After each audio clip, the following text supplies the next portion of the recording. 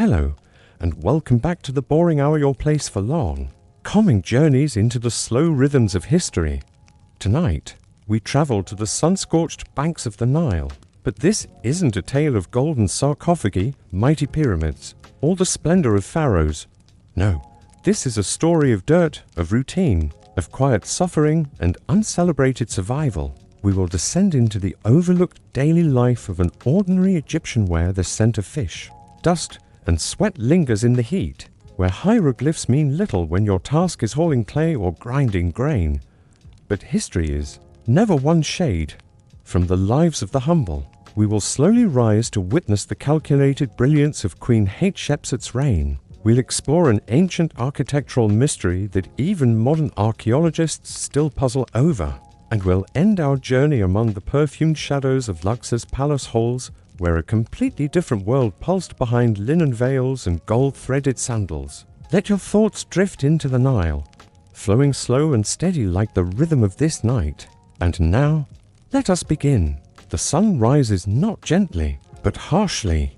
You awaken on a mat of woven reeds, your skin sticky from the humid breath of the Nile. The call of ibises and a creak of wooden carts greet your ears before you open your eyes. Your day has already begun. You are a brickmaker, one of the countless nameless laborers whose job is to feed the bones of the city. And today, like every other day, you will spend hours under the glare of Ra, forming the very walls of temples and granaries you'll never enter.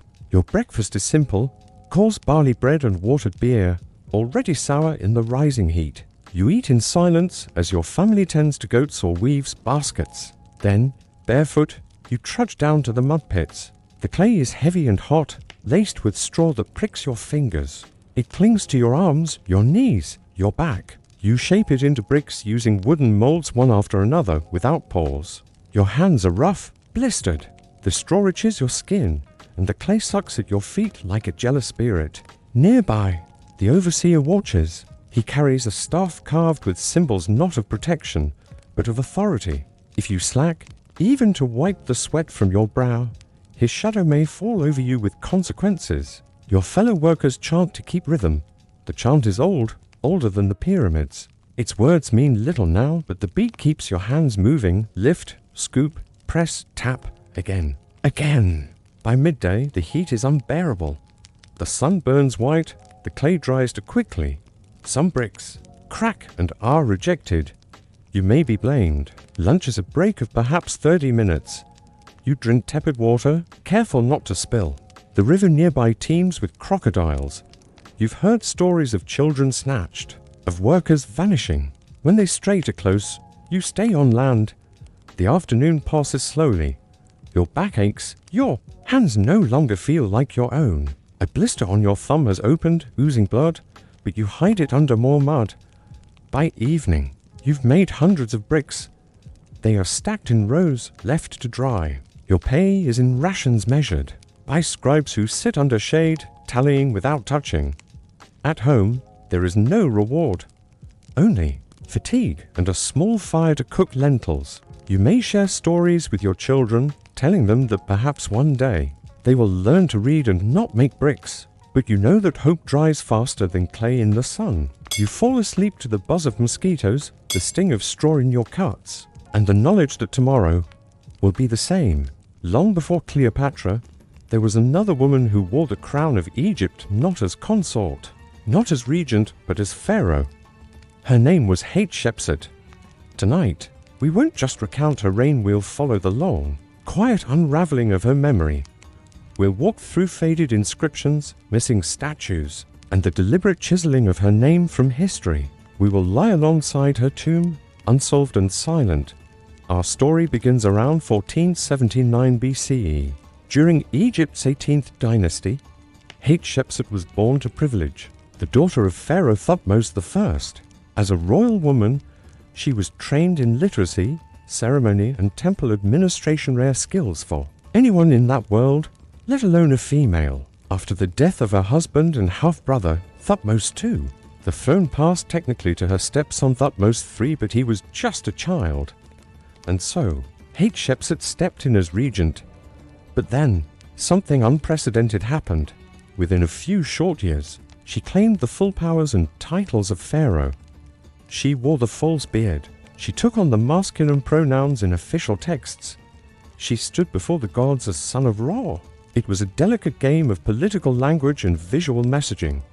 On temple walls, she appeared in male form, seated beside Horus, but beneath the surface, she was orchestrating one of the most peaceful and prosperous reigns in Egyptian history.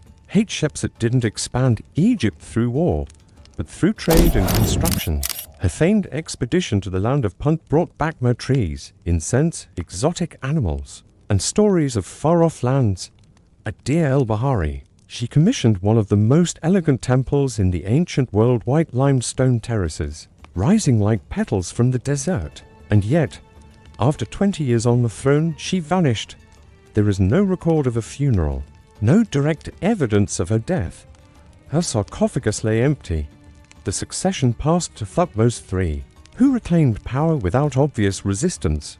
For a time, all seemed seamless, but then came the erasure. Bit by bit, Hatshepsut's name was chiseled off monuments, her images replaced with those of male rulers, her statues buried or broken, not hastily but methodically with bureaucratic precision. Temples that once praised her divinity were quietly reinscribed. Why? Some historians believe Thutmose III sought to protect the image of male kingship. Others suggest his successors, decades later, feared setting a precedent for female rule. Whatever the reason, it worked. For nearly 3,000 years, Hatshepsut faded from memory. Her obelisk stood, but her name did not. It wasn't until the early 20th century that archaeologists piecing together fragments, mismatched cartouches, and overlooked tombs began to resurrect her story. And in 2007, a breakthrough, a previously unidentified mummy entombed 60, long ignored and unremarkable, was matched to a molar in a jar labeled with a name, a lone tooth, preserved apart from the body, helped confirm that this forgotten pharaoh had indeed lain hidden in plain sight.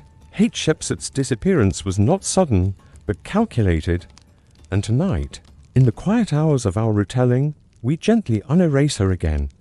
She was more than myth. She was a builder, a ruler, and perhaps the most successful pharaoh you've never heard of. In the shadow of the pyramids and far from the gilded tombs of kings, there once stood a structure so vast, so intricate, and so awe-inspiring that the ancient Greeks believed it rivaled all the wonders of Egypt. They called it the Labyrinth of Hawara, and yet it's gone. No soaring walls remain, no grand corridors, only whispers buried beneath sand and sediment, along with the unyielding question, did it truly exist, and if so, where did it go? Our story begins with Herodotus, the Greek historian, who visited Egypt in the 5th century BCE. He claimed to have seen the labyrinth himself, near the ancient city of Crocodilopolis in the Fayum oasis. What he described was staggering: a building with 12 covered courts, an interconnected maze of 3,000 rooms, half above ground and half below, filled with tombs, colonnades and passages that defied navigation. He wrote, "I found it greater than the pyramids." Other writers, like Strabo and Pliny the Elder, echoed the claim, repeating that the labyrinth was real, functional, and utterly confounding. But where is it? According to their descriptions, it stood near Lake Moeris, beside the pyramid of Pharaoh Amenemhat III, ruler of the 12th dynasty. Around 1800 BCE, modern archaeologists have indeed found remnants of an enormous foundation at Hawara, a platform made of limestone blocks stretching nearly 1,000 feet in length. There's also the partially collapsed pyramid of Amenemhat III nearby. These traces suggest a monumental building once existed, but the labyrinth itself, gone. Over time, scholars believe it was quarried for stone, dismantled during later dynasties, and lost in the cycles of flood and sand. Even Napoleon's expedition centuries ago failed to locate more than a few blocks. Still, the mystery lingers. Some theories suggest that the labyrinth wasn't just a building, but a symbolic or ceremonial space used to house sacred texts and mummified crocodiles. Others think it served as a complex administrative center, a temple, tomb, and archive all in one. There are reports from the 19th and 20th centuries of underground shafts near Hawara, deep staircases, and mud brick corridors discovered during excavations, yet none match the scale described by the ancients. One of the most curious finds is the Fayum portraits, vivid, lifelike paintings of Egyptian faces from the Roman period unearthed from the very necropolis near the labyrinth's alleged site. Were these portraits once housed in its tombs, or were they added long after its collapse? In recent decades, ground-penetrating radar surveys have identified unexplored voids beneath the site, hints of something more, something hidden. But political tensions, preservation laws, and environmental fragility have halted deeper digs. So we wait for permission, for funding, for time. The labyrinth may still lie beneath us, silent and intuned, its corridors not unlike the winding thoughts of a sleepless night. No Minotaur waits at its center, but perhaps something even stranger, a blueprint of ancient organization, or a metaphor lost to erosion, and maybe, just maybe, we'll never know. Let us now step far from mud brick villages and the toils of labor, and glide silently across time to the inner sanctums of ancient luxury, the palace quarters of Luxor. Once known as Thebes, the city of 100 gates, here the air is different. It carries the scent of blue lotus, not smoke. The floors are polished alabaster, not packed dirt. And your tasks do not involve shaping clay, but maintaining the illusion of divine elegance. You are not a pharaoh. You are not even nobility. You are a palace attendant, perhaps the daughter of a temple singer or a favored scribe. You rose early, but not to fetch water, instead, to gently comb the wigs of courtiers and press linen robes, until they are as smooth as papyrus scrolls. Within these walls, life is governed not by survival, but by performance, ritual, style, and silence. The Palace of Luxor is not one grand building, but a complex, columned halls, private chambers, garden courtyards shaded by sycamores, and colonnades carved with divine titles. Light streams in only where permitted. Most doors are curtained. The interiors dim and scented with myrrh and cinnamon. If you belong to the elite, perhaps a high priestess, or the wife of a vizier, your day begins with bathing in perfumed water and dressing in diaphanous garments. Gold bangles are clasped onto your wrists. A servant applies green kohl around your eyes, believed to ward off evil and sun alike. Meals are taken slowly, with care and hierarchy. The bread is white and soft, reserved from the first grindings. Honey-sweetened dates and pomegranate wine fill ceramic dishes. Music echoes from courtyards, played on harps and reed flutes. Dancers move not with passion, but with the practiced grace of ritual. Servants silent and nearly invisible move through corridors carrying scrolls, cosmetics, or fruit trays. Their hands are trained to never tremble. Their eyes never linger too long. One of the palace's inner chambers holds a small shrine statue of Amun-Ra, Ormut, lovingly anointed with sacred oils by the women of the house. Every gesture here is for the gods or for those who claim divine descent. But the luxury is not without fear. Intrigue curls through the palace like incense smoke. Every smile may mask ambition. The harem is a place of beauty and venom, where whispered rumors can send ripples all the way to the throne. In the evening, the air cools. Courtiers dress for banquets, bright collars, leopard skin cloaks for priests, and gold-threaded sandals for high officials. Torches flicker. Musicians play the sistrum.